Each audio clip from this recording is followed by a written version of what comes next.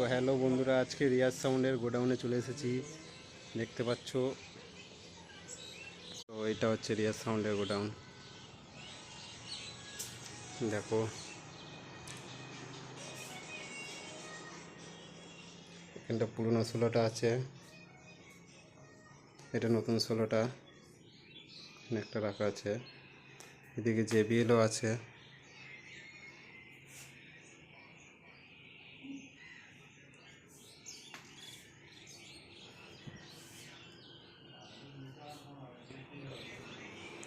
এদিকে মেশিনপত্র আছে সব, টেবিলাইজার। এটা হচ্ছে রিয়াজ সাউন্ডের অপারেটর অনিল। অনিল দা, একটু টাটা করে দাও। এটা হচ্ছে চন্দন, চন্দন দা।